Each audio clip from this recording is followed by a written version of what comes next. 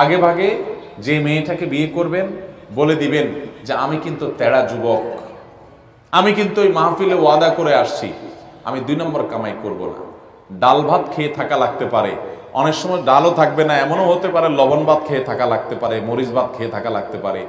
রাজি থাকলে আসো, এগুলা কোনো মুখরোচক গল্প শোনাচ্ছি না তোমাকে, আমি কিন্তু 2 নম্বর কামাই করব না, অতএব কামাই কম হবে, কষ্ট হবে, চাইলে আসো, আর না হলে এখনো রাস্তা মাপতে পারো।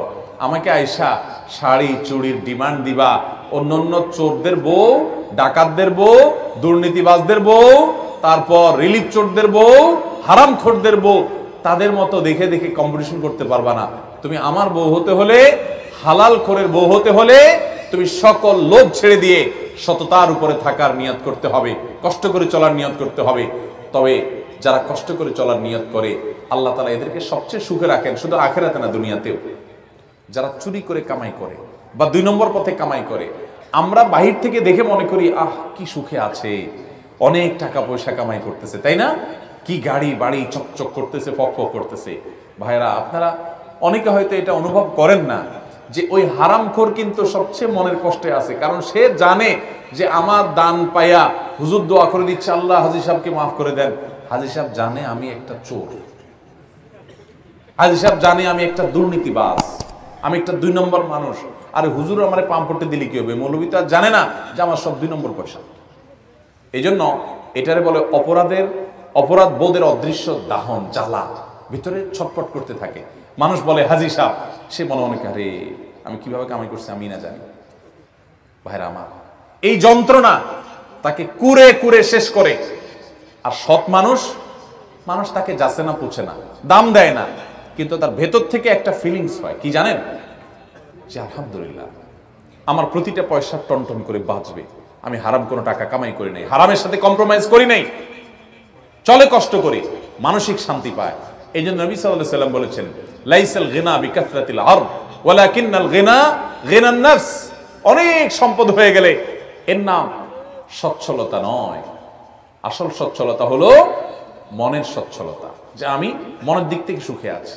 আল্লাহর অনেক বান্দা আছে, আমি তাদেরকে দেখার সুযোগ হয়েছে, ভালো মানুষ, তাদের তেমন কিছু নাই, কিন্তু তারা খুব হ্যাপি, খুব সুখী, তাদের কোনো আফসোস আক্ষেপ নাই। ওই বড় লোকের পয়সা দেখে তাদের ওই অসুস্থ প্রতিযোগিতায় লিপ্ত হতে মনে চায় না। তারা জানে এগুলো সব রেখে ওই 3 হাত মাটির নিচে চলে যেতে হবে, ধনী গরিব সবাই এক কাতারে দাঁড়িয়ে যাবে, অসততা করতে চায় না। আল্লাহ আমাদের সবাইকে সেরকম সাহসী সৎ মানুষ হওয়ার তৌফিক দান করুন। এখন তো সাহসের সংজ্ঞা পাল্টে গেছে, এখন সাহস হলো অপকর্ম করতে পারলে তাকে সাহসী বলে। আসল সাহসী সে যে অন্যায় বর্জন করার জন্য শত মানুষের ভৎসনা সত্ত্বেও সে হিম্মত করে যে আমি অন্যায় করব না।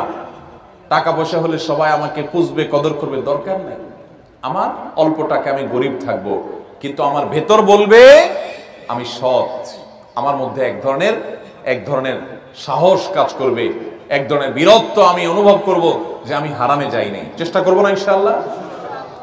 আর যারা ছোট লোক, মানুষ দেখে তাদেরকে বাহবা দেয়, টাকা পয়সা গাড়ি বাড়ি, শয়তান ফুসলায় যে আরে একটু কামায় নে, এই মৌলবীর কথা শুনে যদি তুই ভালো হয়ে যাস তাহলে বড়লোক হবি কেমনে? শয়তানকে বলবেন আমার বড়লোক হওয়ার দরকার নাই, আমি সৎ থেকে যদি বড়লোক হতে পারি আলহামদুলিল্লাহ, আর না হতে পারলে আরো জোর আলহামদুলিল্লাহ। আমরা দুনিয়া থেকে অসৎ উপায়ে যে টাকাগুলো কামাই করব, এগুলো কি যাওয়ার সময় নিয়ে যেতে পারবো? কাফনের কাপড়ের কোনো পকেট আছে? নিয়ে যেতে পারবেন? তাহলে 2 নম্বর কামাই করব। কার জন্য কামাই করবেন? কার জন্য হারাম কামাই করবেন? ছেলে মেয়ের জন্যই তো। মানুষ নিজের জন্য কামাই করে না। যত ঘুষখোর, যত সুদখোর, যত টিন চোর, যত গম চোর, যত রিলিফ চোর, যত হারামখোর আছে, এদের সবাইকে জিজ্ঞাসা করেন কার জন্য এত কষ্ট করেন। তারা কেউ কিন্তু নিজের এক পেটের জন্য এত কষ্ট করে না। কার জন্য করে জানেন? ছেলে মেয়ের জন্য, পরিবারের জন্য। মরার পরে যখন আযাব হবে, মানুষের সম্পদ আত্মসাৎ করেছেন, অন্যায়ভাবে হারাম উপার্জন করেছেন, তখন এই পরিবারের লোকেরা বলবে আল্লাহকে, আল্লাহ ওনাকে শাস্তি দিয়েন না, কারণ আমাদের জন্যই তো করছে। বলবে ইয়াউমা ইয়াফিরুল মারউ মিন আখিহি ওয়া উম্মিহি ওয়া আবিহি ওয়া সাহিবাতিহি ওয়া বানিহি। সেদিন মানুষ মানুষকে দেখে পালাবে, বাবাকে দেখে সন্তান পালাবে, মা সন্তান থেকে পালাবে, মা থেকে সন্তান পালাবে। যে না জানি আজকে দেখা হলে কোনো সব চেয়ে বসে, কিয়ামতের ময়দানে বিপদে পড়েছে, কেউ কারোর হবে না। লিকুল্লি ইমরিইন মিনহুম ইয়াওমাইযিন শাআনুন ইউগনি, সবাই ইয়া নাফসি ইয়া নাফসি করবে। অতএব আমি হারাম যাদের জন্য কামাই করব তারাও কিন্তু এর দায়ভার বহন করবে না। তার চাইতে বড় নির্বোধ কে আছে যে যাদের জন্য চুরি করে ওরাও তার দায় নেয় না? এর চেয়ে বড় বোকার কেউ আছে?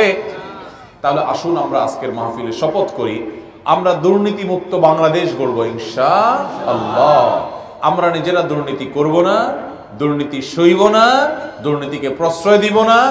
একটা কাজ আদায় করতে গিয়ে কষ্ট করা লাগে, কষ্ট করব, তারপরেও ঘুষ দেব না। ঠিক আছে না ইনশাআল্লাহ? আল্লাহ আমাদের সবাইকে সেরকম সাহসী সৎ মানুষ হওয়ার তৌফিক দান করুন।